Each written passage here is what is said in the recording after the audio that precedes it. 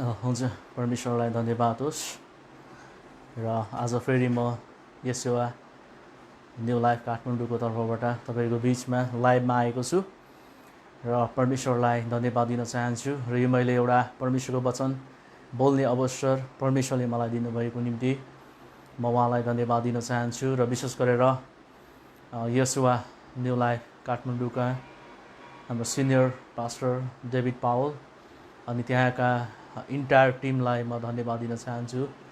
अनि विशेष गरेर म तपाईँहरूको बिचमा लाइभमा आएको छु र मसँग केही समयहरू छ अनि म तपाईँलाई परमेश्वरको वचनद्वारा बाँडचुँड गर्न चाहन्छु। अनि उहाँको वचनले हामीलाई बताउँछ परमप्रभुको वचनमा ध्यान दिने मानिस चाहिँ फल्दो फुल्दो हुन्छ अनि परमेश्वरको वचनमा भरोसा राख्ने मानिसले आशिष पाउँछ भनेर लेखिएको छ। यस कारणले गर्दाखेरि म तपाईँहरूको बिचमा परमेश्वरको वचन लिएर आएको छु। अनि परमेश्वरको वचन चाहिँ हाम्रो निम्ति जीवन हो किनभने वचनै येशू ख्रीष्ट हुनुहुन्छ। यस कारणले गर्दाखेरि चाहिँ वचन हाम्रो निम्ति जीवन हो। यस कारणले गर्दा म तपाईँहरूको बिचमा परमेश्वरको वचनको केही कुराहरू लिएर आएको छु र विशेष गरेर म तपाईँहरूलाई आजको दिनमा यहोशूको पुस्तकबाट हामी केही खण्डहरू पढ्नेछौँ। अनि एकदमै हामीले सुनिरहेको चर्चित प्रख्यात हामीले सुनिरहेको वचनको खण्डबाटै म तपाईँहरूलाई केही कुराहरू बताउन चाहन्छु। यहाँनिर यसरी लेखिएको छ यहोशू 1:5 म पढ्न चाहन्छु। यसरी लेखेको छ तेरो जीवनभरि तेरो सामुन्ने कोही मानिस खडा हुन सक्ने छैन। जसरी म मोसासँग रहेँ त्यसरी नै म तँसँग रहनेछु। म तँलाई छोड्ने अनि तँलाई त्याग बलियो र खुब साहसी बन किनकि मैले तिनीहरूका पिता पुर्खाहरूलाई दिन्छु भनी प्रतिज्ञा गरेको देश तिनीहरूको अधिकारमा गराउन तैँले तिनीहरूलाई अगुवाई गर्नेछस्। बलियो र अति साहसी हो। मेरो दास मोसाले तँलाई आज्ञा गरे अनुसार सबै व्यवस्था पालन गर। त्यसबाट दाहिनेतिर वा देब्रेतिर नफर्कनु र तँ जहीँ गए पनि सफलता पाउनेछस्। व्यवस्थाको यो पुस्तकतिर ओठबाट नहटोस् तर त्यसमाथि तैँले दिन रात ध्यान गर्नु अनि त्यसमा लेखिएका सबै कुरा होसियारी साथ पालन गर्नु र तेरा सबै मार्गहरूमा तैँले उन्नति गर्नेछस् र सफलता पाउनेछस्। परमेश्वरको वचनले हामीलाई यी कुराहरू बताएको छ। अनि म तपाईँलाई यहाँबाट उत्साह दिन चाहन्छु। परमेश्वरको वचनले यहोशूलाई जब यहोशूको नेतृत्व गर्ने समय आयो अनि हामीलाई थाहा छ यो खण्ड चाहिँ परमेश्वरले चाहिँ मोसाको चाहिँ मृत्यु पछाडि मोसा एउटा ग्रेट लिडर एउटा भनौँ न एउटा परमेश्वरले चुन्नुभएको एउटा महान अगुवा पृथ्वीमा सबैभन्दा नम्र मोसा अनि एउटा भनौँ न परमेश्वरको स्वरूपलाई पछाडिबाट चाहिँ नाङ्गो आँखाले देख्न सक्ने मोसा मात्र थिएन। मोसा चाहिँ परमप्रभुको नजिक जाने उहाँको हृदयको कुरा बुझ्ने चाहिँ मोसा थिए। अनि मोसा चाहिँ एउटा शक्तिशाली अगुवा थिए। अनि मोसाको मृत्यु पछाडि चाहिँ यहोशूको शिरमाथि चाहिँ यहोशूको जीवनलाई चाहिँ परमेश्वरले चुन्नुभयो कि इजरायली जातिहरूलाई कनानको देशमा लानको निम्ति इजरायली जातिहरूलाई कनानको देशमा पुर्याउनको निम्ति परमेश्वरले चाहिँ यहोशूलाई छान्नुभयो। अनि तपाईँ र म यहाँनिर हेर्न चाहन्छु एउटा दोस्रो पुस्ता चाहिँ यहोशूसँग दोस्रो पुस्ता चाहिँ कनानको देशमा प्रवेश गर्न लागेको थियो। अनि परमेश्वरले यो करार चाहिँ परमेश्वरले चाहिँ अब्राहमलाई बाँध्नु भएको थियो कि म तँलाई यो देश दिन्छु। परमेश्वरले चाहिँ अब्राहमलाई चाहिँ परमेश्वरले प्रतिज्ञा गर्नुभएको थियो अनि अब्राहमलाई परमेश्वरले चाहिँ बाचा बाँध्नु भएको थियो कि म तँलाई यो देश यो कनानको देश म दिनेछु भनेर अब्राहमलाई परमेश्वरले अगाडि नै परमेश्वरले चाहिँ के गर्नुभएको थिएन बाचा बाँध्नु भएको देशमा। अनि पछाडिबाट उनीहरू चाहिँ होइन लगभग 500 वर्ष पछाडि चाहिँ उनीहरू के गरेको छ भन्दाखेरि मिश्रको देशबाट चाहिँ फेरि कनानको यात्रा उनीहरूले सुरु गरेका छन्। मोसाको नेतृत्वमा 430 वर्ष त हामीले हेऱ्यौँ भने लगभग 430 वर्ष हामीले हेऱ्यौँ भने मिश्रको देशमा इजरायली जातिहरू चाहिँ एउटा दासत्वको देशमा थियो। अनि मोसाको नेतृत्वबाट मोसालाई परमेश्वरले चाहिँ उनीहरूलाई उद्धार गर्न त्यहाँ चुन्नुभयो। अनि यहाँनिर यति पनि लेखिएको छ कि परमप्रभु चाहिँ आफ्नो मानिसहरूलाई उद्धार गर्नको निम्ति चाहिँ छुटकारा दिनको निम्ति चाहिँ स्वर्गबाट चाहिँ पृथ्वीमा ओर्लेर आउनुभयो भनेर लेखिएको छ। नि परमेश्वर स्वयं ओर्लेर आउनुभएको थियो, तर मानिसहरूले मोसालाई मात्र देखेका थिए, किनभने मोसालाई परमेश्वरले चाहिँ चुन्नुभयो। अनि यस कारणले गर्दाखेरि मोसाको शक्तिशाली नेतृत्वबाट भनौँ न इजरायली जातिहरूलाई परमेश्वरले चाहिँ मिश्रको देशबाट चाहिँ निकाल्नु भएको थियो। अनि उनीहरूको अनज्ञाकारिताको कारणले गर्दा उनीहरू कनानको देशमा प्रवेश गर्न सकेनन्। कनानको देशमा उनीहरू प्रवेश गर्न सकेनन्, प्रतिज्ञाको देशमा प्रवेश गर्न सकेनन्, ढिलो भयो। अनि परमेश्वरले उनीहरूलाई 40 वर्षसम्म चाहिँ उनीहरूलाई चाहिँ उजाडको स्थानमा परमेश्वरले फेरि घुमाएर पहिलो पुस्तालाई मार्नुभयो। अनि दोस्रो पुस्ता थिए, अनि त्यो दोस्रो पुस्तालाई चाहिँ परमेश्वरले चाहिँ नुनको छोरो यहोशू र कालेब दुईजना मात्र जो चाहिँ अघिल्लो पुस्ताका मानिसहरू थिए, यी मानिसहरूले नेतृत्व गरेर चाहिँ यिनीहरूले के गरेको छन् भन्दाखेरि चाहिँ यिनीहरूले चाहिँ कनानको देशमा लगेको कुरा हामी पाउँछौँ। अनि म तपाईँलाई बताउन चाहन्छु, जब मोसा एउटा शक्तिशाली एउटा भनौँ न परमेश्वरको जन मोसा चाहिँ जब मरे, मोसाको मृत्यु भयो। अनि मृत्यु भइसके पछाडि चाहिँ हामी के कुरा देख्न सक्छौँ भने अब नेतृत्व गर्ने पालो चाहिँ यहोशूको थियो। अनि यो समय चाहिँ हामी के पढ्छौँ भने यहोशूलाई परमेश्वरले बोल्नु भएको वचन पढ्छौँ। तर त्योभन्दा अगाडि म अलिकति परमेश्वरको वचन बोल्न चाहन्छु। मोसाले आफ्नो नेतृत्व चाहिँ यहोशूलाई दिनुभन्दा अगाडि चाहिँ उसले के गरेको छ भने यो व्यवस्थाको पुस्तक यहाँ 34 अन्तिम अध्यायको म केही एउटा खण्डलाई पढ्न चाहन्छु। यहाँनिर चाहिँ यसरी लेखिएको छ, यहाँनिर चाहिँ 34को 9 पदले भन्छ, अब नुनको छोरो यहोशू बुद्धिको आत्माले परिपूर्ण थिए, किनकि मोसाले आफ्ना हात तिनीमाथि राखेका थिए। अनि मोसा चाहिँ यस पृथ्वीमा अस्ताउनुभन्दा अगाडि, मोसाले आफ्नो प्राणलाई त्याग्नुभन्दा अगाडि परमेश्वरको इन्स्ट्रक्सनद्वारा, परमेश्वरको योजनाद्वारा, परमेश्वरको उद्देश्यद्वारा चाहिँ मोसामा भएको बुद्धि चाहिँ के गरेको छ भन्दाखेरि चाहिँ परमेश्वरले चाहिँ मोसाद्वारा चाहिँ मोसाले चाहिँ के गर्छ, यहोशूलाई चाहिँ हात राखेर इजरायलीहरूको बिचमा हात राखेर चाहिँ के गरेछ, बुद्धिको इम्पार्टेसन गरिदिएको छ। जुन चाहिँ मोसामा जुन बुद्धि थियो त्यो बुद्धि चाहिँ यहोशूलाई सारिदिएको छ। अनि यहोशू चाहिँ के भएको छ भन्दा बुद्धिमानी भयो भन्छ त्यहाँनिर। बुद्धिको आत्माले यहोशूको जीवनमा काम गर्न सुरु गर्यो। तर पनि परमेश्वरले बुद्धिको आत्माले काम गरे तापनि परमेश्वरले यहोशूलाई के भन्नुभयो भन्दाखेरि चाहिँ के भन्नुभयो भने बलियो र खुबै साहसी बन, हैन, किनकि मैले तिनीहरूका पिता पुर्खालाई दिन्छु भनी प्रतिज्ञा गरेको देश तिनीहरूको अधिकार गराउन तैँले तिनीहरूलाई अगुवाई गर्नेछस्। अनि यहाँनिर यहोशूको जीवन एउटा ठुलो जिम्मेवारी आइरहेको थियो। एउटा ठुलो जिम्मेवारी आएको कारणले गर्दाखेरि यहाँनिर चाहिँ परमेश्वरले भन्नुभयो कि त बलियो अनि खुबै साहसी बन। आज हामी यहोशूको जीवनलाई अलिकति हेर्नेछौँ यहाँबाट। अनि यहोशूलाई तपाईँले मैले हेऱ्यो भने, विचार गऱ्यो भने हामी के कुरा देख्न सक्छौँ भने यहोशूको जीवनमा चाहिँ पहिलो कुरो चाहिँ बुद्धिको आत्मा सरेको थियो। बुद्धिको आत्मा यहोशूको जीवनमाथि परमेश्वरले हालिदिनु भएको थियो मोसाको थ्रोबाट। मोसाको हात रोकाइबाट चाहिँ मोसामा भएको बुद्धिको आत्मा चाहिँ परमेश्वरले चाहिँ यहोशूमाथि आएको थियो। अनि आजको दिनमा म तपाईँलाई यो कुरा बताउन चाहन्छु। आजको दिनमा धेरैचोटि हामी के कुरा गर्छौँ भने यहोशूलाई भनेको जुन आज्ञा छ अनि खुबै बलियो र साहसी हु भनेर मात्रै हामी के गर्छौँ, त्यहाँदेखि हामी सुरु गर्छौँ। त्यो ठिक छ हाम्रो निम्ति। तर आज म तपाईँलाई त्योभन्दा अगाडि चाहिँ बुद्धिको आत्माको लागि म बुद्धिको आत्माको लागि तपाईँहरूलाई केही कुराहरू बताउन चाहन्छु। यहोशूको जीवनमा यदि बुद्धिको आत्मा नभएको थियो भने, यदि यहोशूको जीवनमा बुद्धिको आत्मा मोसाले नसारेको भए आज बलियो र खुबै साहसी भए तापनि, निडर भए तापनि कनानको देशमा प्रवेश गर्न सक्ने थिएन। उसको जिम्मामा भएका इजरायली जातिहरूलाई एउटा भनौँ न 40 वर्ष पछाडि एउटा भनौँ न यहोशूको नेतृत्वमा चाहिँ उसले चाहिँ कनानको देशमा लान सक्ने थिएन। किन भन्दाखेरि चाहिँ बुद्धिको आत्मा चाहिँ इम्पोर्टेन्ट छ हाम्रो जीवनमा। यस कारणले गर्दा परमेश्वरले बाइबलभरि तपाईँले मैले हेर्छौँ भने प्रभुले के भन्नुभएको छ, बुद्धिको निम्ति धेरै कुराहरू लेखिएको छ। बुद्धिको आत्माको निम्ति बुद्धि कसरी प्राप्त हुन्छ, बुद्धि प्राप्त गर्न के गर्नुपर्छ भनेर सबै कुराहरू चाहिँ त्यहाँ लेखिएको छ। यस कारणले गर्दाखेरि म तपाईँलाई बताउन चाहन्छु, दुष्ट मानिसहरूलाई परमेश्वरले बुद्धि दिनुहुन्न। जसको हृदयमा खराबी कुराहरू छ, जसको हृदयमा परमेश्वरको डर छैन, जसको हृदयमा परमेश्वरको भय छैन, ती मानिसहरूले बुद्धिको आत्मा प्राप्त गर्न सक्दैनन्। किनभने बुद्धि प्राप्त गर्नको निम्ति चाहिँ गाढ धन जस्तै खोज्नुपर्छ भनेर लेखिएको छ। एक ठाउँमा गाढ धन चाहिँ बुद्धिलाई खोज भनेर लेखिएको छ। अनि बुद्धि चाहिँ चर्को स्वरले चाहिँ गल्लीहरूमा, सडकहरूमा अनि के भन्छ अनि पर्खालहरूमा चाहिँ चर्को स्वरले कराउँछ भनेर लेखिएको छ।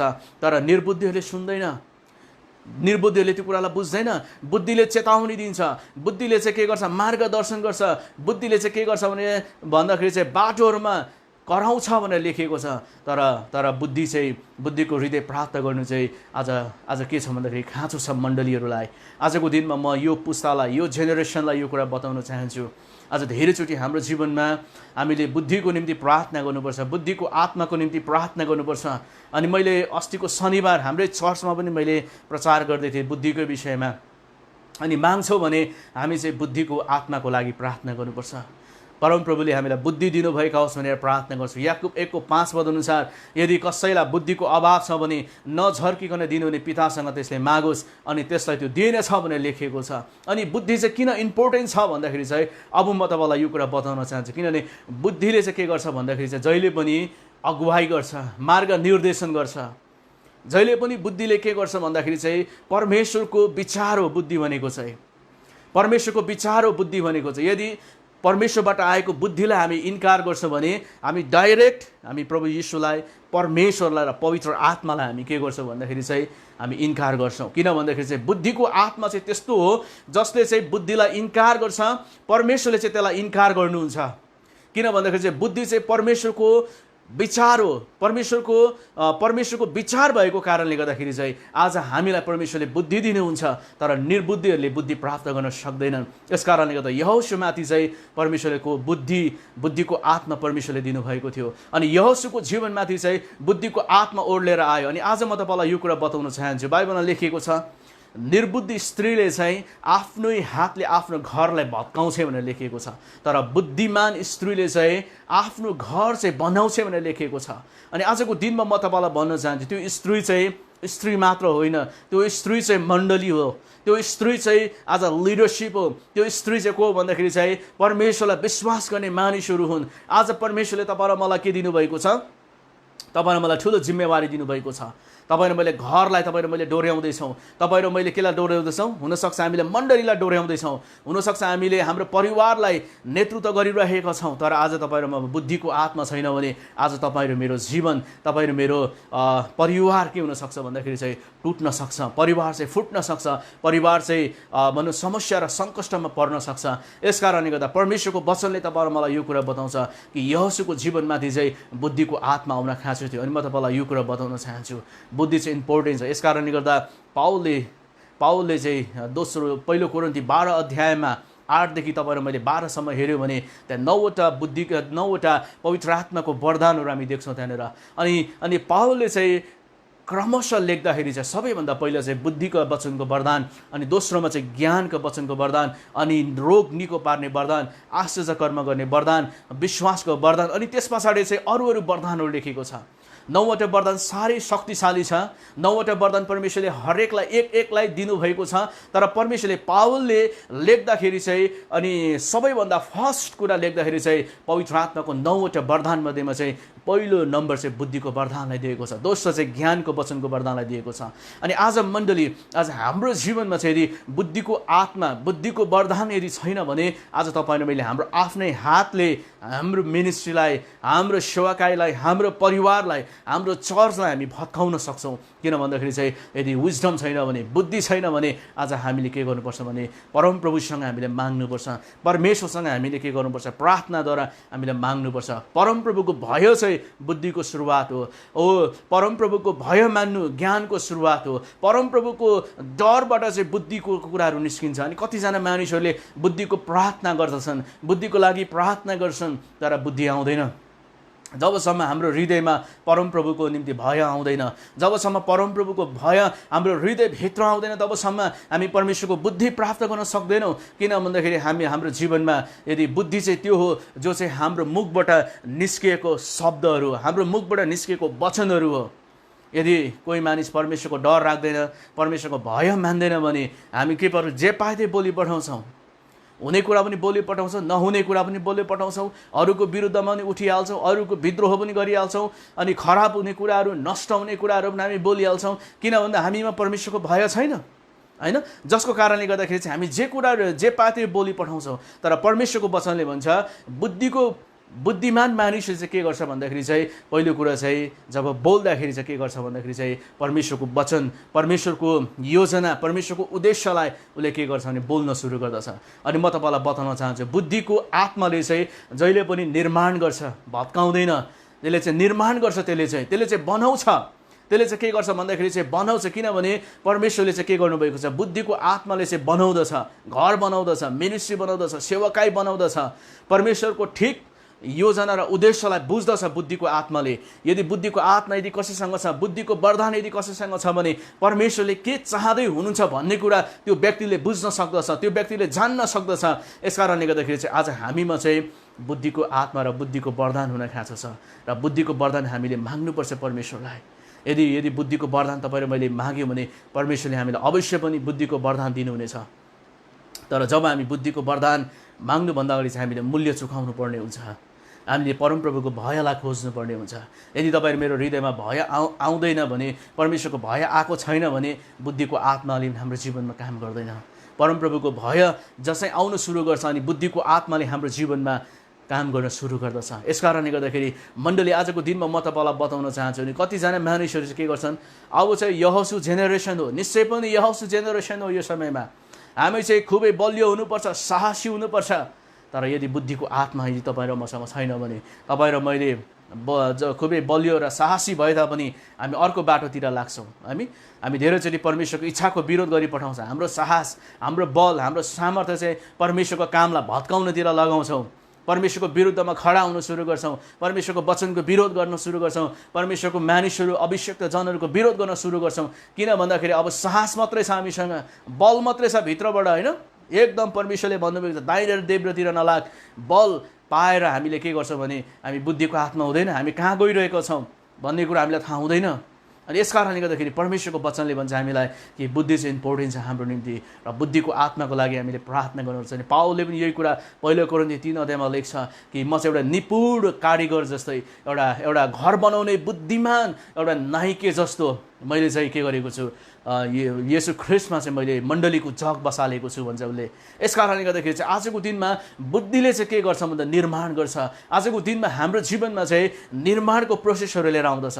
आजको दिनमा यहोशूको जीवन यदि बुद्धिको आत्मा नभएको भए यहोशूले मण्डलीलाई, त्यत्रो मानिसहरूलाई, त्यत्रो भनौँ न त्यत्रो भिडलाई उसले के गर्न सक्ने थिएन, उसले चाहिँ नेतृत्व गर्न सक्ने थिएन। किन भन्दाखेरि चाहिँ परमप्रभुले अलरेडी उसलाई बुद्धिको आत्मा हालिदिनु भएको थियो। तर समस्या के थियो भन्दाखेरि चाहिँ बुद्धिको आत्मा भए तापनि उसलाई ठुलो साहसको खाँचो थियो, उसलाई करेजको खाँचो थियो, भित्रबाट साहसको खाँचो थियो। किनभने बुद्धिको आत्मा त उसलाई थियो कसरी डोर्याउनु पर्छ भन्ने कुरा, परमेश्वरको इच्छा के हो भन्ने कुरा उसले जान्दथ्यो, होइन? बुद्धिको कारणले गर्दा मार्ग र बाटो उसलाई थाहा थियो, परमेश्वरले के चाहनुहुन्छ भन्ने कुरा उसलाई थाहा थियो, परमेश्वरको आवाज सुन्न सक्थ्यो किनभने उसँग बुद्धिको आत्मा थियो। तर उसले जब एउटा यर्दन पारी ठुलो सहरलाई उसले के गर्नुपर्थ्यो, आक्रमण गर्नुपर्थ्यो। त्यहाँनिर चाहिँ कनानको देशमा पसेपछि चाहिँ युद्धहरू सुरु हुन्थ्यो, त्यहाँनिर चाहिँ लडाइँहरू त्यहाँनिर लड्नु पर्थ्यो उसले। त्यहाँनिर त्यो कारणले गर्दाखेरि चाहिँ उसले चाहिँ के गर्नु पर्थ्यो भन्दाखेरि चाहिँ ठुलो साहस उसले के गर्नु पर्थ्यो, ल्याउनु पर्थ्यो, ठुलो साहस उमा आउनु पर्थ्यो। उमा चाहिँ के भन्दा एउटा ठुलो एउटा बलियो एउटा उसले चाहिँ के गर्नु, आफूलाई बलियो बनाउनु पर्थ्यो। किन भन्दाखेरि चाहिँ परमेश्वरको वचनले भन्छ, यस कारणले परमप्रभु परमेश्वरले भन्नुभयो म मोसासँग जसरी रहे तसँग पनि म त्यसरी रहनेछु, बलियो अनि खुबै साहसी बन भनेर परमेश्वरले भन्नुभयो। जसरी परमेश्वरले गिदोनलाई भन्नुभयो, गिदोनको अवस्था तपाईँले मैले हेऱ्यो भने गिदोन चाहिँ एकदमै डरपोक मानिस थिए। गिदोन चाहिँ डरपोक मानिस थिए जो चाहिँ मिद्यानीहरूको हातमा परमेश्वरले इजरायली जातिलाई सुम्पिदिनु भएको थियो। अनि मिद्यानीहरू चाहिँ बलियो मानिसहरू थिए, उनीहरू चाहिँ घोडा र उठहरू उनीहरूसँग प्रशस्त थिए, उनीहरू चाहिँ प्रशस्तै भनौँ न शक्तिशाली सेना थिए। अनि त्यो समयमा जब मिद्यानीहरूले इजरायली जातिहरूलाई कब्जा गरेको थियो, इजरायली जातिहरूको गाई, होइन, भेडा, बाख्रा सबै उनीहरूले लगिदिन्थे कि मारेर काटिदिन्थे। अनि त्यति मात्रै गर्दैनथे उनीहरूले के पनि गरिदिन्थ्यो भन्दाखेरि चाहिँ जब उनीहरूले फसल लगाउँथे, फसल काट्ने बेलामा उनीहरू आएर काटेर लगिदिन्थे। यदि लगेन भने पनि त्यो बाली चाहिँ के गरिदिन्थे भन्दा जलाएर नष्ट गरिदिन्थे। अनि त्यही समयमा चाहिँ के भएको छ भन्दाखेरि चाहिँ गिदोनले चाहिँ के गरेको छ भन्दाखेरि गिदोनले चाहिँ थोरै जौँलाई के गरेको छ भन्दाखेरि दागको कोलमा उसले के गरेको छ भन्दाखेरि चाहिँ बिस्तारै कुटिरहेको हुन्छ। अनि बिस्तारै कुट्दाखेरि जब परमप्रभुको एउटा स्वर्गदूत आएर भन्छ, स्वर्गदूत गिदोन त वीर मानिस होस्। परमेश्वरले गिदोनलाई पहिलोचोटि नै भन्नुभयो त वीर मानिस होस्। अनि गिदोनले भन्छ म वीर मानिस होइन, मेरो त गोत्र पनि छैन, मलाई हेर्नुहोस् म त मनस्यमा सबैभन्दा सानो कुलको हुँ होइन, म त एकदमै सानो कुलको, एकदमै मेरो बाबुको घरानालाई हेर्नुहोस्, हामीसँग चाहिँ कुनै त्यस्तो कुरा छैन। अनि म तपाईँलाई यो कुरा बताउन चाहन्छु र परमेश्वरको वचनले तपाईँलाई मलाई यी कुराहरू बताउँदछ। अनि आजको दिनमा म तपाईँलाई यो कुराहरू भन्न चाहन्छु कि आज हाम्रो जीवनमा हामीले बुझ्नुपर्ने कुरा चाहिँ के छ भन्दाखेरि चाहिँ गिदोनको जीवनलाई हेऱ्यो भने गिदोन चाहिँ डरपोक मानिस थिए, तर परमेश्वरले चाहिँ गिदोनको बललाई प्रयोग गर्न चाहनुभयो। अनि गिदोन चाहिँ के थियो, डरपोक थियो। उसको गोत्रमा ऊ सबैभन्दा सानो थियो। उसको पिताको घरानामा के थियो भन्दाखेरि चाहिँ योद्धाहरू थिएन होइन, ऊ चाहिँ थिएन। तर परमेश्वरले इतिहास बनाउन चाहनुभयो, परमेश्वरले एउटा इतिहास त्यहाँनिर बनाउन चाहनुभयो। अनि गिदोनलाई परमेश्वरले भन्नुभयो त उठ, किनभने त वीर मानिस हो र तमा भएको बल चाहिँ प्रयोग गर भनेर परमेश्वरले भन्नुभयो। अनि परमेश्वरले चाहिँ गिदोनले पत्याएन, गिदोनले विश्वास गरेन, तर परमेश्वरले गिदोनलाई के गर्नुभयो, बिस्तारै परमेश्वरले गिदोनलाई उठाउनु भयो। अनि गिदोनको जीवनबाट परमेश्वरले चाहिँ यस्तो खालको छुटकारा ल्याउनु भयो, परमेश्वरले गिदोनको जीवनबाट यस्तो छुटकारा ल्याउनु भयो ताकि 300 जना होइन सेनाले चाहिँ त्यहाँनिर हामीले हेर्न सक्छौँ भने 1,20,000 जना सशस्त्र भनेको चाहिँ हात हतियारले सुसज्जित सेनाहरू चाहिँ के भएको छ भन्दाखेरि चाहिँ गिदोनले चाहिँ युद्ध जित्न सफल भएको छ। अनि प्रिय मण्डली, आज म तपाईँलाई यो कुराहरू बताउन चाहन्छु। आज जसले आज यो मेसेजलाई, यो वचनलाई सुनिराख्नु भएको छ, अनि आजको दिनमा म तपाईँलाई बताउन चाहन्छु कि आज परमेश्वरको वचनले भन्नुहुन्छ आज हामीलाई चाहिँ परमेश्वरले चाहिँ साहसी, खुबै बलियो अनि साहसी हुन परमेश्वरले हामीलाई लगाउनु, परमेश्वरले हामीलाई आज्ञा गर्नुभएको छ। अनि मण्डली, आजको दिनमा तपाईँ र म पनि खुबै बलियो र साहसी हुनुपर्छ। किन भन्दाखेरि यहोशूले के गर्नुपर्थ्यो भन्दा ठुलो यर्दन पारी चाहिँ एउटा ठुलो सहरले पर्खिरहेको थियो, सबैभन्दा ठुलो सहर, सबैभन्दा जाइन्ट मानिसहरू त्यहाँ बसिरहेका थिए। अनि त्यो पर्खाललाई कसैले नाङ्न सक्दैन थियो। अनि त्यो पर्खालभित्र चाहिँ के थियो भन्दाखेरि चाहिँ त्यहाँनिर चाहिँ दैत्य जस्तो मानिसहरू चाहिँ त्यहाँनिर बसोबास गर्दथे। अनि तिनीहरू चाहिँ युद्ध गर्दा तिनीहरू चाहिँ भनौँ न युद्धको कलाले भरिएका मानिसहरू थिए। तर यहोशूलाई चाहिँ के खाँचो थियो भन्दाखेरि यहोशूलाई चाहिँ बुद्धि भए तापनि यहोशूलाई चाहिँ साहसको खाँचो थियो। अनि आजको दिनमा तपाईँ र मैले यहाँबाट हेर्छौँ भने तपाईँ र मैले यहाँबाट सिक्नुपर्ने कुरा चाहिँ परमेश्वरको वचनले तपाईँ र मलाई यो कुराहरू बताउँदछ कि आज हाम्रो जीवनमा पनि कतिचोटि परमेश्वरले हामीलाई साहस गर्नुको निम्ति भन्नुहुन्छ। किनभने कहिलेकाहीँ हाम्रो निम्ति चुनौतीहरू हुन्छ, हाम्रो अगाडि विभिन्न प्रकारको चुनौतीहरू हुन्छ, विभिन्न प्रकारको अवस्थाहरू हुन्छ। अनि जुन चाहिँ तपाईँ र मेरो शक्तिले हामी गर्न सक्दैनौँ, जुन चाहिँ तपाईँ र मेरो शक्तिले हटाउन सक्दैनौँ, त्यो च्यालेन्जहरू, त्यो चुनौतीहरूलाई हामी पार गर्न सक्दैनौँ। तर त्यतिखेर तपाईँ र मैले खुबै बलियो हुन अनि साहसी हुन चाहिँ तपाईँ र मैले परमप्रभुमा प्रार्थना गर्नुपर्छ। किन भन्दाखेरि चाहिँ जब परमेश्वरको आत्मा तपाईँ र मेरो जीवनमाथि आउनुहुन्छ, जब पवित्र आत्माको शक्ति तपाईँ र मेरो जीवनमाथि आउनुहुन्छ, तब हाम्रो जीवन चाहिँ के हुन्छ भन्दाखेरि चाहिँ शक्तिशाली हुन्छ र बलियो हुन्छ।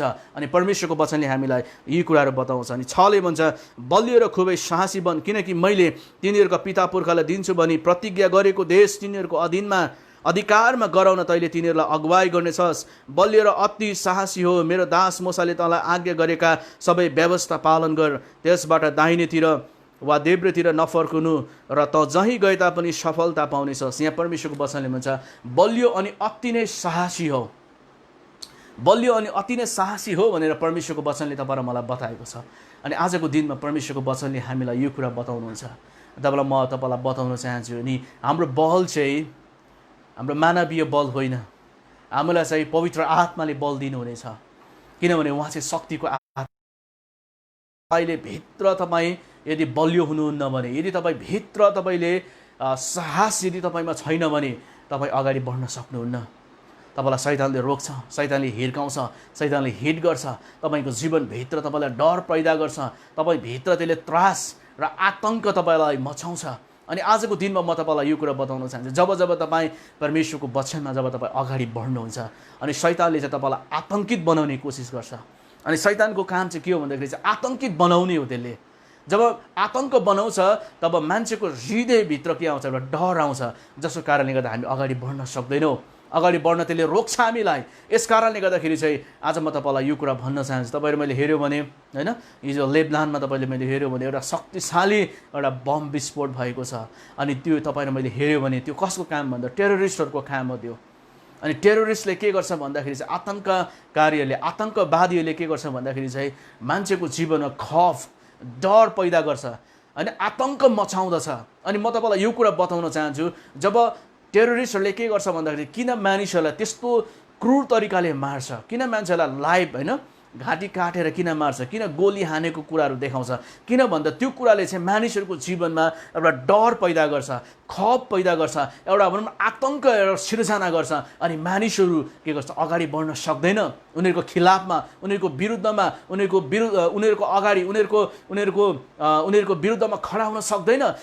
जसको कारणले गर्दाखेरि चाहिँ आज आतङ्कवादीले के गर्छ, आतङ्ककारीले के गर्छ भने मानिसहरूको बिचमा चाहिँ यस्तो प्रकारको घटनाहरू घटाउँछ। किन भन्दा उनीहरूले चाहिँ आतङ्कित बनाउन चाहन्छ। जब तपाईँ र मेरो हृदय आतङ्कित हुन्छ, जब तपाईँ र म डर लिएर आतङ्कले भरिन्छौँ भने तपाईँ र म अगाडि परमेश्वरको वचन पालन गर्न सक्दैनौँ, परमेश्वरको वचनमा तपाईँ र म हिँड्न सक्दैनौँ। किन भन्दाखेरि चाहिँ हाम्रो अलरेडी हाम्रो मनमा र हृदयमा आतङ्कहरू छ भने, आतङ्क मचिएको छ भने आज हामी के गर्न सक्दैनौँ भन्दा अगाडि बढ्न सक्दैनौँ। र परमेश्वरको वचनले यस कारणले गर्दा यहोशूलाई भन्नुभयो, परमेश्वरले खुबै बलियो र साहसी हो, बलियो र साहसी हो। तैँले ठुलो सहरलाई देख्दै गर्दा, पर्खालले घेरिएको यहोरी सहरलाई देख्दै गर्दा, त्यहाँका जाइन्ट मानिसहरूलाई देख्दै गर्दा तेरो मनमा हृदयमा आतङ्कित नहो, तेरो भित्र चाहिँ बल प्राप्त गर, तैँले चाहिँ शक्ति प्राप्त गर। अनि परमेश्वरले चाहिँ के गर्नुभयो भन्दाखेरि चाहिँ बल र साहसी हुनको निम्ति चाहिँ यहोशूलाई र यहोशूको टिमलाई चाहिँ परमेश्वरले भन्नुभयो। अनि आजको दिनमा यहोशूले के गर्यो भन्दाखेरि चाहिँ यर्दन पारी गएर के गर्यो भन्दाखेरि चाहिँ परमप्रभुमा साहसी भएर, अति साहसी भएर उसले के गर्यो भन्दाखेरि चाहिँ उसले चाहिँ युद्ध लडेको थियो होइन।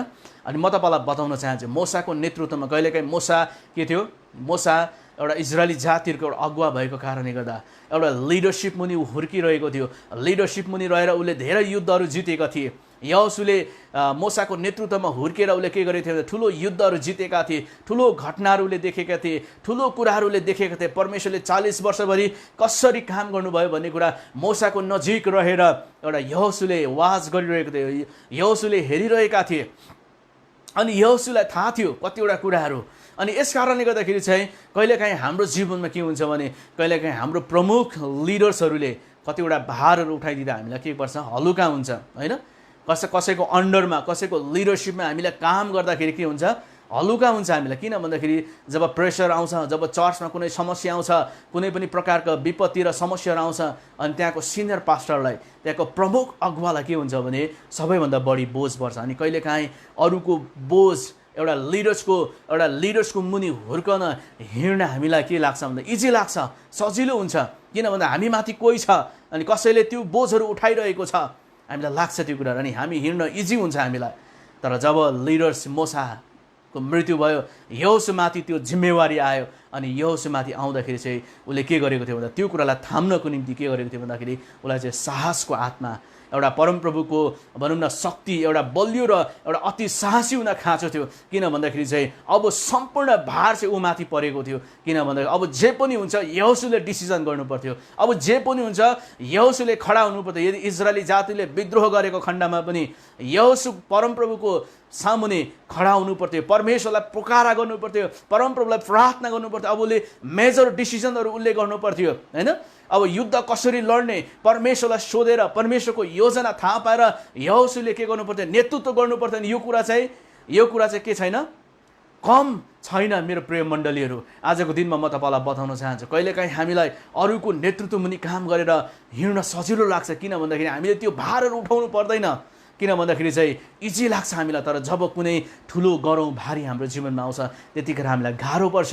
अनि यहोशुलाई त्यो भएको थियो, अनि यहोशुलाई परमेश्वरले भन्नुभयो कि खुबै बलियो अनि साहसी बन, किन भन्दाखेरि चाहिँ म मोसामा जसरी रहे म तमाम त्यसरी रहनेछु, तँलाई त्याग्दिनँ, तँलाई म छोड्दिनँ भनेर परमेश्वरले भन्नुभयो। अनि परमेश्वरले चाहिँ अर्को कुरा के भन्नुभएको छ भन्दाखेरि चाहिँ यहोशुलाई परमेश्वरले भन्यो, बलियो र अति साहसी हो र मेरो दास मोसाले तँलाई आज्ञा गरेका सबै व्यवस्था पालन गर, त्यसबाट दाहिने वा देब्रेतिर नफर्कनु र त जहीँ गए पनि सफलता पाउनेछ। परमेश्वरको वचनले के भन्नुभयो भन्दाखेरि चाहिँ मेरो दास मोसाले तँलाई आज्ञा गरे अनुसार सबै व्यवस्था पालन गर र त्यसबाट दाहिने वा देब्रेतिर नफर्कनु। परमेश्वरले चाहिँ भन्नुभयो कि मोसाले तँलाई आज्ञा गरेका सबै व्यवस्थाहरू चाहिँ पालन गर, अनि त्यसबाट दाहिने वा देब्रेतिर नलाग, अनि तैँले चाहिँ के पाउनेछस्, तैँले चाहिँ परमेश्वरको आशिष पाउनेछस्। अनि परमेश्वरले धेरैजना लिडर्सहरूलाई, नेपाली जगतका धेरैजना अगुवाहरूलाई परमेश्वरले चाहिँ यहोशुलाई जस्तै परमेश्वरले खडा गर्नुभएको हो, यहोशुलाई जस्तो खडा गर्नुभएको हो। परमेश्वरले यो वचन पनि दिनुभएको हो, तर परमेश्वरले जब खडा गर्दै जाँदा होइन, परमेश्वरले चाहिँ खडा गर्नु हुँदाखेरि धेरैजना लिडर्सहरू, धेरैजना अगुवाहरू चाहिँ यो वचन अनुसार सायद नहुन सक्छ। किन भन्दाखेरि चाहिँ परमेश्वरले चाहिँ आज धेरैचोटि लिडर्सहरू, धेरैचोटि अगुवाहरू यो अवस्थाबाट उठेर जाँदाखेरि अन्त्यमा होइन बिचमा पुगेर के गर्छन् भन्दाखेरि चाहिँ दाहिने वा देब्रेतिर उनीहरू लागेका छन्। अनि उनीहरू के गरेका छन्, परमेश्वरको योजनाबाट, परमेश्वरको उद्देश्यबाट चाहिँ भड्केर गएका छन्।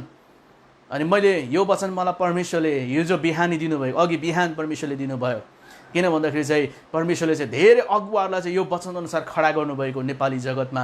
परमेश्वरले चाहिँ खुबै बलियो र साहसी हो, मेरो व्यवस्था पालन गर, मेरो वचन पालन गर, वचनभन्दा देब्रे र दाहिनेतिर नलाग।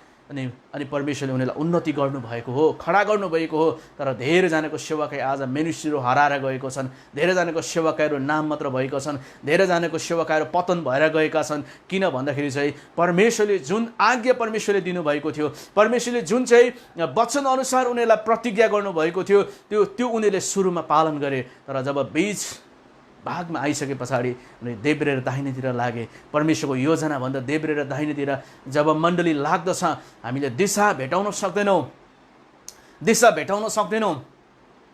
अनि आजको दिनमा, आज हाम्रो जीवनमा पनि परमेश्वरले आज हामीलाई, परमेश्वरले चाहिँ यो अनुग्रह, यो परमेश्वरको एउटा आज्ञा परमेश्वरले हामीलाई दिनुभएको छ कि यो जेनेरेसन, यो पुस्ताका मण्डलीहरू चाहिँ आज हामी देब्रे र दाहिनेतिर होइन, परमेश्वरको वचनमा, परमेश्वरको व्यवस्थामा चाहिँ हामी पालन गर्ने हामीलाई परमेश्वरले बनाउनु भएको होस्। परमेश्वरको वचन र व्यवस्था हामीले पालन गर्नुपर्छ। किन भन्दाखेरि चाहिँ परमेश्वरको वचनको पालन गराइभित्र चाहिँ त्यहाँनिर चाहिँ के छ भन्दाखेरि सफलता लुकेर बसेको छ। परमेश्वरको वचनको सामर्थ्यभित्र, परमेश्वरको वचनको सामर्थ्यभित्र चाहिँ आज हाम्रो उन्नति छ, त्यहाँनिर मण्डलीको उन्नति छ। त्यहाँनिर मैले तपाईँलाई भौतिक उन्नति मात्र भनेको छुइनँ, तर आत्माको उन्नतिहरू त्यहाँनिर छ। परमेश्वरको चाहे अनुसारको उन्नति छ त्यहाँनिर। हाम्रो चाहिँ स्पिरिचुअली, मेन्टली र फिजिकल यो तीनवटा क्षेत्रमा परमेश्वरले हाम्रो निम्ति उन्नतिको ढोकाहरू खोल्नुहुन्छ। परमेश्वरको वचनको पालन गराइभित्र चाहिँ सबै कुराको उन्नति त्यहाँ भित्र छ। आज म तपाईँलाई बताउन चाहन्छु, कतिजना हामी मण्डलीहरू के हुन्छौँ, बलियो र अति साहसी पनि हुन्छौँ, तर आज हामी परमेश्वरको वचनलाई हामी के गर्छौँ, पालन गर्दैनौँ भने, परमेश्वरको वचन हामीले पालन गर्दैनौँ भने त्यो वचनको सामर्थ्यभित्र चाहिँ सफलताको बिउ लुकेर बसेको छ होइन। त्यो वचनभित्र, त्यो आज्ञाभित्र चाहिँ यस्तो प्रकारको सामर्थ्य लुकेर बसेको छ, जसै हामी परमेश्वरको वचनको आज्ञालाई हामी पालन गर्न सुरु गर्दछौँ भने त्यो वचनले चाहिँ के गर्छ भन्दाखेरि चाहिँ हाम्रो जीवनभित्र के जीवन ल्याउने कोसिस गर्छ। त्यसले चाहिँ जीवन ल्याउन सुरु गर्छ हाम्रो जीवनमा। हुँदै नभएको कुराहरूलाई त्यहाँनिर ल्याउन सुरु गर्छ। त्यहाँनिर परमेश्वरको वचन चाहिँ आत्मिक हो, परमेश्वरको वचन चाहिँ आत्मा हो, किनभने परमेश्वर स्वयं वचन हुनुहुन्छ। यस कारणले गर्दाखेरि परमेश्वरको वचनको आज्ञामा चाहिँ के छ भन्दाखेरि चाहिँ हाम्रो जीवनको समृद्धि लुकेर रहेको छ। अनि प्रिय मण्डली, आज म तपाईँलाई बताउन चाहन्छु, धेरैजना हाम्रो जीवनमा परमेश्वरको वचनको सामर्थ्यभित्र हाम्रो निम्ति के छ भन्दाखेरि उन्नति लुकेर रहेको छ। त्यहाँभित्र जीवन छ, त्यहाँ आज्ञा मात्रै छैन। कहिलेकाहीँ हामीलाई के लाग्छ, परमेश्वरको वचनको आज्ञा हामी पालन गर्न सक्दैनौँ, अनि कहिलेकाहीँ यो वचन त कसले पालन गर्न सक्छ भनेर धेरैचोटि हामी भन्छौँ। तर प्रिय मण्डली, म तपाईँलाई बताउन चाहन्छु, जस्तोसुकै अवस्थामा पनि जब हामी परमेश्वरको वचनको आज्ञा पालन गर्न सुरु गर्छौँ अनि त्यो वचनको आज्ञा पालनभित्र चाहिँ जीवन छ, पहिलो कुरा चाहिँ आत्माको जीवन छ हाम्रो जीवनमा। आत्माको मात्रै जीवन छैन, जब आत्माको जीवन आउनु सुरु गर्छ अनि त्यहाँनिर चाहिँ हाम्रो सबै उन्नतिहरू त्यहाँनिर लुकेर बसेको छ। त्यो परमेश्वरको वचन भित्रको आज्ञा पालन गराइद्वारा चाहिँ आज परमेश्वरले हाम्रो जीवनमा उन्नति ल्याउन चाहनुहुन्छ। अनि प्रिय मण्डली, आज म तपाईँलाई बताउन चाहन्छु, परमेश्वरले उन्नति केही कुराद्वारा ल्याउनुहुन्न। हाम्रो जीवनमा उन्नति परमेश्वरले ल्याउन चाहनुहुन्छ भने उहाँको वचनको आज्ञा पालन गराइद्वारा, उहाँको वचनमा को आज्ञा पालन मात्र होइन, त्यहाँ भित्र चाहिँ जीवन छ। त्यो आज्ञा भित्र चाहिँ के छ? जीवन छ। त्यो जीवन जसै हामी पालन गर्न सुरु गर्छौँ, त्यो जीवनले हाम्रो जीवनमा काम गर्न सुरु गर्छ। त्यो वचनले हाम्रो जीवनमा उन्नतिको ढोकाहरू खोल्न सुरु गर्छ। अनि प्रिय मण्डली, आजको दिनमा म तपाईँलाई बताउन चाहन्छु, यहोशुलाई परमेश्वरले भन्नुभयो, व्यवस्थाका सबै आज्ञाहरू तैँले पालन गर, अनि व्यवस्थाका आज्ञाहरू पालन गर भनेर परमेश्वरले भन्नुभयो। आज परमेश्वरले पनि हामीलाई यही कुरा भन्नुहुन्छ कि उहाँको वचन तपाईँ र मैले पालन गर्नुपर्छ। हामी देब्रे र दाहिनेतिर लाग्नु हुँदैन। अनि देब्रे दाहिनेतिर नलाग भनेको चाहिँ के हो भन्दाखेरि चाहिँ झुटा देवताहरूको आराधना गर्न नलाग, झुटा देवताहरूलाई पछ्याउन नलाग, झुटा बालका देवताहरूलाई, अशेरा देवीका देवताहरूलाई। किन भन्दाखेरि चाहिँ उनीहरू चाहिँ जो त्यो देशमा के गर्दै थिए? प्रवेश गर्दै थिए। त्यो देश चाहिँ मूर्ति पूजाले भरिएको देश थियो। त्यो देश चाहिँ के थियो? मानिसहरू मूर्ति पूजाले भरिएका मानिसहरू थिए। अनि यस कारणले गर्दाखेरि परमेश्वरले त्यहाँ भन्नुभएको थियो कि त्यहाँ भित्र जब पसौला, अनि त्यो भित्र पस्दाखेरि, त्यो देशभित्र अधिकार गर्न जाँदाखेरि चाहिँ त्यहाँनिर चाहिँ तिमीले त्यहाँको देशको ती सबै प्रकारका मूर्तिहरूलाई चाहिँ के गर्नु भन्दाखेरि चाहिँ नष्ट गरिदिनु। किन भन्दाखेरि चाहिँ परमेश्वरले भन्नुभएको थियो कि त्यहाँनिर चाहिँ मूर्तिहरूले मानिसहरूलाई बहकाउँछ, मानिसहरूलाई अन्य कुरातिर बहकाउँछ। अनि परमेश्वरको वचनले चाहिँ देब्रे र दाहिनेतिर नलाग र मेरो वचन अनुसार जी, मेरो वचन अनुसार हिँड, मेरो वचन अनुसार हिँड। अनि आजको दिनमा परमेश्वरले हामीलाई यही कुराहरू बताउन चाहनुहुन्छ कि आज तपाईँ र मलाई परमेश्वरको वचन अनुसार तपाईँ र म हिँड्न सुरु गर्छौँ भने, परमेश्वरको वचन अनुसार पालन गर्छौँ भने परमेश्वरले हाम्रो जीवनमा उन्नतिको ढोकाहरू परमेश्वरले खोल्न सुरु गर्नुहुन्छ। परमेश्वरले उन्नतिको ढोकाहरू खोल्नु सुरु गर्नुहुन्छ। किन भन्दाखेरि चाहिँ परमेश्वरको वचन हामी पालन गर्न सक्दैनौँ अनि हामी आफ्नो तरिकाले हामी के हुन सफल बन्न कोसिस गर्छौँ भने त तपाईँ र म फेल खान्छौँ। परमेश्वरको वचनको पालनभित्र चाहिँ हाम्रो उन्नति राखिएको छ। तपाईँलाई म भन्न चाहन्छु, बाइबलले भन्छ दुष्ट चाहिँ के हुन्छ? दुष्ट चाहिँ घाँस जस्तै मौलाउँछ अरे। एकैछिनमा हलक हलक। तपाईँलाई थाहा छ यो असर साउनमा तपाईँ र मैले हेऱ्यो भने हाम्रो आँगनमा अनि हाम्रो होइन फुलबारीतिर गार्डनतिर हेऱ्यो भने तपाईँ र मैले के हुन्छ, जब पानी पर्छ, पानी पर्ने बित्तिकै झारहरू मौलाएर आउँछ। किन भन्दाखेरि जब त्यो पानी पर्नु बित्तिकै झारहरू के हुन्छ? अटोमेटिक मौलाएर आउँछ त्यहाँनिर। तर परमेश्वरको वचन दुष्ट चाहिँ झार जस्तो मौलाउँछ, एकैचोटि उन्नति देखिन्छ। किन भन्दा उसले दुई नम्बरी तरिकाले होइन भित्रबाट छलेर ढाँटेर 2 नम्बरी गरेर उसले के गर्छ? ठगेर धन सम्पत्ति आर्जन गर्छ। तर ती सबै कुरा के हुन्छ? त्यो कुराहरू चाहिँ त्यसलाई त्यो धनले साथ दिँदैन, त्यो सफलताले साथ दिँदैन। अनि ऊ चाहिँ के हुन्छ? एउटा स्टेजमा आएर के गर्छ? ऊ खतम भएर जान्छ, डिस्ट्रोय भएर जान्छ, नष्ट भएर जान्छ। यस कारणले गर्दाखेरि परमेश्वरको वचनले तपाईँ र मलाई यो कुराहरू बताउँदछ कि आजको दिनमा हाम्रो जीवनमा चाहिँ उन्नति चाहिँ परमेश्वरले हामीलाई स्टेप बाई स्टेप परमेश्वरले हामीलाई दिनुहुन्छ। परमेश्वरले हामीलाई उन्नति एकैचोटि दिनुहुन्न। एकैचोटि उन्नति दिनुभयो भने चाहिँ हाम्रो जीवन चाहिँ सुलेमानको जस्तो हुन्छ। सुलेमान चाहिँ लगभग राजा हुँदा 22 वर्ष या 23 वर्षको हुनुपर्छ।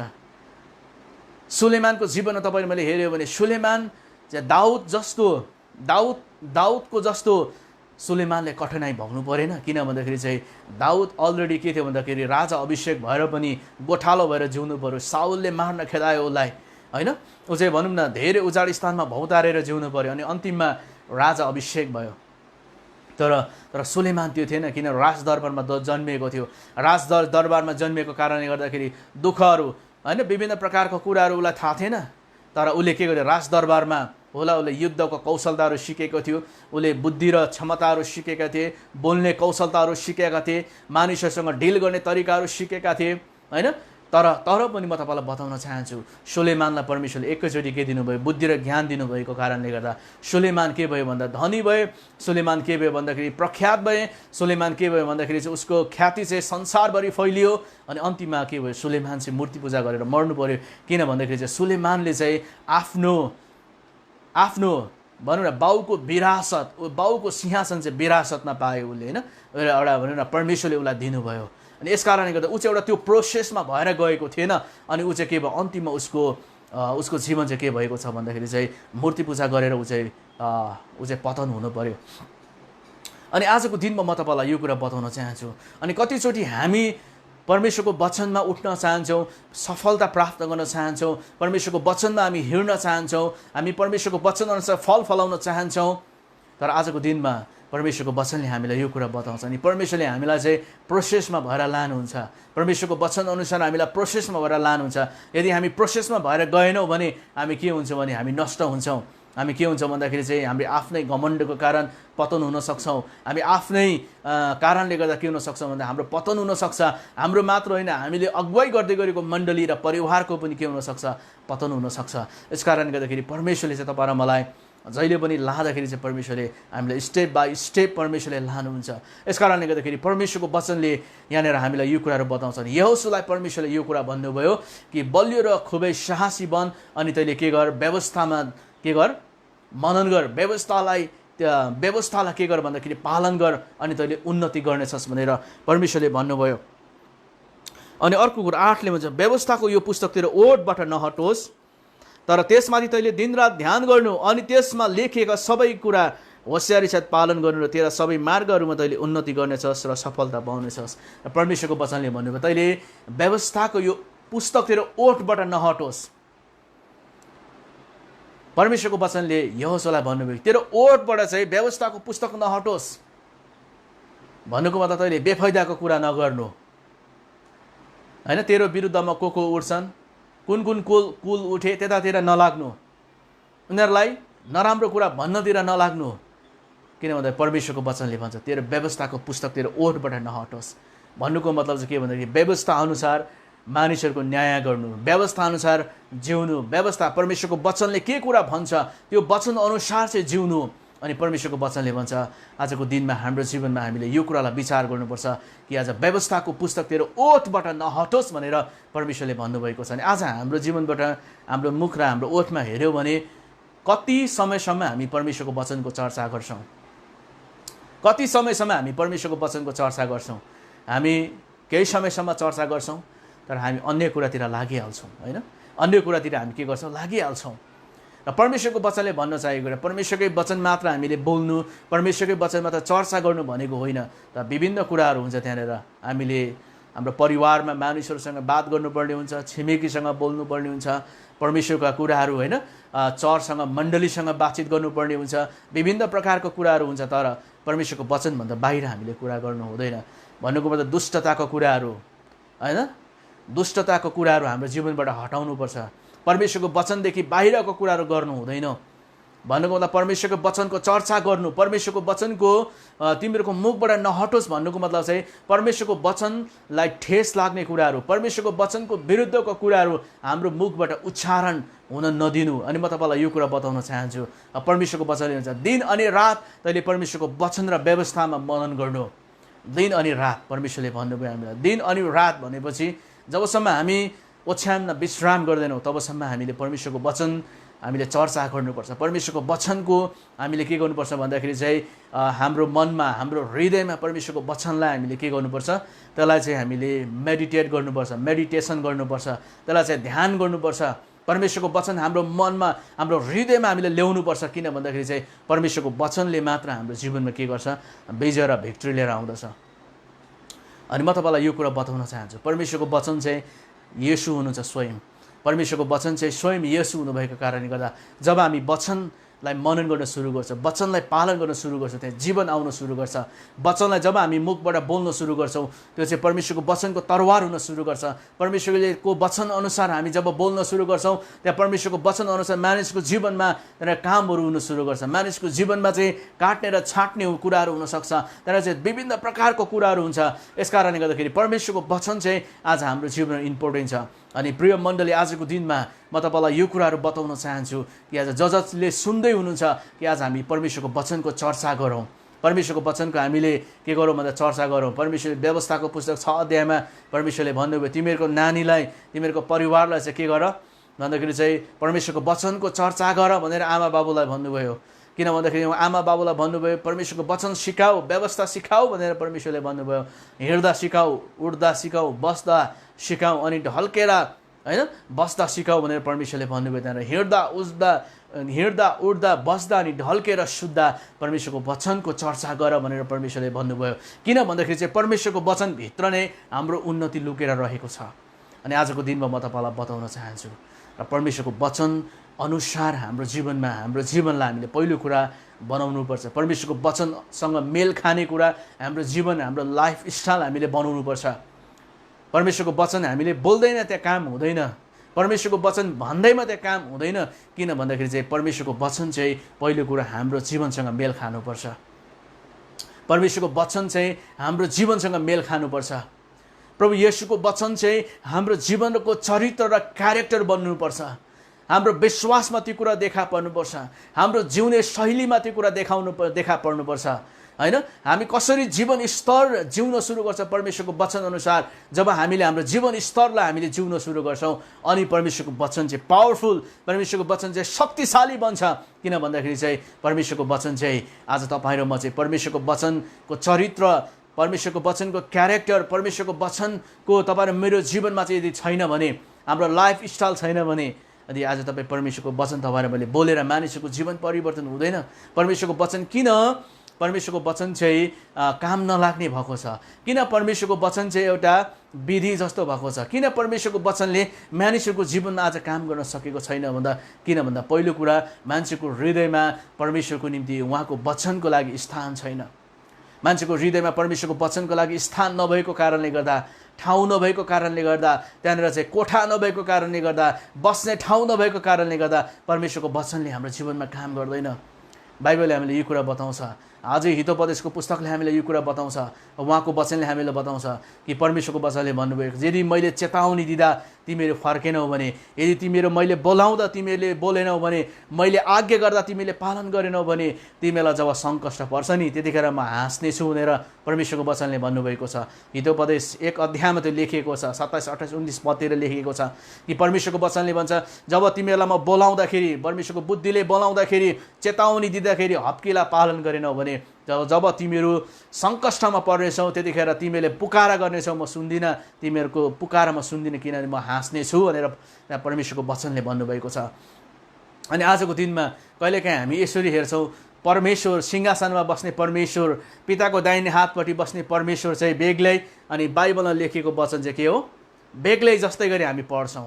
कहिलेकाहीँ हामी आराधना गर्दा पिता र येशूलाई हामी के गर्छौँ नजिकबाट छुने कोसिस गर्छौँ, तर परमेश्वरको वचन यी पालन गर्दैनौँ। यी अक्षरश लेखिएका वचनहरू हामीले परमेश्वरको वचनहरू पालन गर्न सक्दैनौँ भने आज हामी चाहिँ के भएका छौँ भन्दाखेरि हामी चाहिँ होइन परमेश्वरको वचन अनुसार होइन, तर आज हामी चाहिँ के भएको छौँ भन्दाखेरि चाहिँ आज हामी छलिएका हुन सक्छौँ। जसले पिताको आराधना गर्छ, जसले येशूको आराधना गर्छ, जसले चाहिँ प्रभुको खोजी गर्छ भने पहिलो कुरो उसले परमेश्वरको वचनको के गर्छ भने मनन गर्न सुरु गर्छ। परमेश्वरको वचनलाई उसले गहिरो अध्ययन गर्न सुरु गर्छ। परमेश्वरको वचनलाई उसले पालन गर्ने उसको हृदयमा के हुन्छ भन्दाखेरि उत्कट चाहना र अभिलाषा हुन्छ। प्रिय मण्डली, म तपाईँलाई बताउन चाहन्छु, आज कोही चाहिँ येशूलाई प्रार्थना गर्ने हुन्छ अनि वचन पालन नगर्ने हुन्छ, प्रभुलाई प्रार्थना गर्ने हुन्छ, को चाहिँ वचन पालन नगर्ने हुनसक्छ। अनि त्यो जीवन चाहिँ परमेश्वरले चाहनुहुन्न। तपाईँ र मेरो इफेक्टिभ जीवन, तपाईँ र मेरो शक्तिशाली जीवन, यदि प्रभुको निम्ति फल फलाउने जीवन तपाईँ र मैले जिउने हो भने चाहिँ जसरी हामी पितासँग आराधना गर्छौँ, जसरी हामी प्रभु येशूको नाउँ लिन्छौँ, जसरी हामी उहाँको आराधना गर्छौँ, उहाँलाई हामी के गर्छौँ हाम्रो हृदयमा राख्छौँ भने परमेश्वरको वचनलाई पनि हामीले के गर्नुपर्छ हाम्रो हृदयमा स्थान दिनुपर्छ। परमेश्वरको वचनलाई पनि हामीले के गर्नुपर्छ पालन गर्नुपर्छ।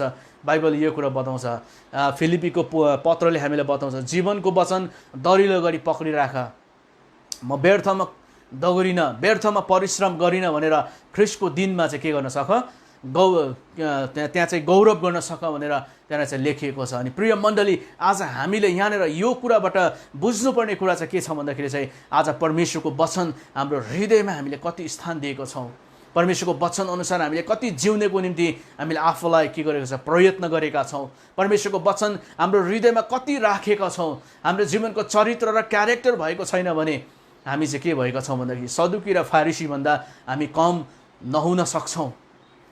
परमेश्वरको वचनको सबै ज्ञान गुणको कुराहरू थाहा भएर, परमेश्वरको वचन सबै कुरा थाहा भएर यदि हाम्रो चरित्र र क्यारेक्टर छैन भने हामी सदुकी र फारिसीहरूभन्दा कम छैनौँ। परमेश्वरले स्वीकार गर्नुहुन्न। वचन कति जानेको छौँ भन्ने कुरामा इम्पोर्टेन्ट होइन, तर वचनलाई कसरी पालन गर्नुहुन्छ, वचनलाई तपाईँले कुन स्थानमा राख्नुभएको छ, त्यो कुराले चाहिँ तपाईँ र मेरो जीवनमा फरक पार्छ। अनि प्रिय मण्डली, आजको दिनमा म तपाईँलाई बताउन चाहन्छु, दानियलको पुस्तकले भन्छ यस अन्त्यको समयमा चाहिँ ज्ञान बढाउन मानिसहरू चाहिँ यताउता दगुर्नेछन्, ज्ञान बढाउनको निम्ति मानिसहरू चाहिँ भौतारिनेछन् भनेर लेखिएको छ। अन्त्यको दिनमा मानिसको ज्ञान भयङ्कर बढेर जानेछ, नलेजहरू बढेर जानेछ, दिमागहरू बढेर जानेछ, सबै कुरा परमेश्वरको वचनको कुरा सबै कुरा जान्दछन्। तर म तपाईँलाई बताउन चाहन्छु, आज तपाईँ र मैले परमेश्वरको वचन पालन गरेको छौँ कि छैनौँ? परमेश्वरको वचन अनुसार जिउनको निम्ति हामीले आफ्नो जीवनलाई चरित्र बनाएको छौँ कि छैनौँ? परमेश्वरको वचनलाई अक्षरश पालन गर्न हामीले पवित्र आत्मामा हामीले प्रार्थना गरेका छौँ कि छैनौँ?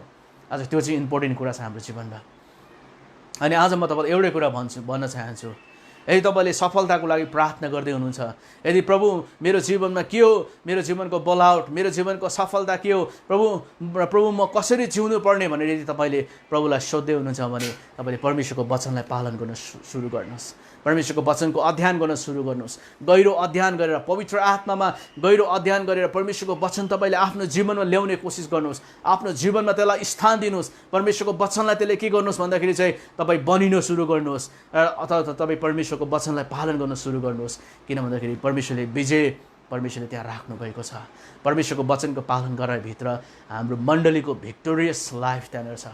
जयवन्त जीवन चाहिँ परमेश्वरको वचनमा राखिएको छ। प्रिय मण्डली, परमेश्वरको वचनमा राखिएको छ। अनि यो चाहिँ धेरैलाई मन पर्दैन यो चाहिँ। म तपाईँलाई बताउन चाहन्छु र परमेश्वरको वचन अनुसार जिउनु र परमेश्वरको वचन अनुसार गर्नु चाहिँ हाम्रो जीवनको के राखिएको छ भन्दाखेरि चाहिँ त्यहाँनिर चाहिँ जयवन्त कुराहरू, त्यहाँनिर चाहिँ भिक्ट्री, त्यहाँनिर विजय भन्ने कुरा राखिएको छ। अनि म तपाईँलाई यो कुरा बताउन चाहन्छु र म तपाईँलाई भन्न चाहन्छु, परमेश्वरले हामीलाई प्रशस्त मात्रामा आशिष दिनुभएका होस् र उहाँको वचन हामीले सुनिसकेका छौँ। र म तपाईँलाई बताउन चाहन्छु कि आज हामीले परमेश्वरको वचनलाई अक्षरश पालन गर्ने हामीले कोसिस गरौँ र प्रभुको वचन हाम्रो जीवनमा प्रशस्त गरी बास गरोस्। म यही कुरा भन्न चाहन्छु। सबैलाई जय मसीह।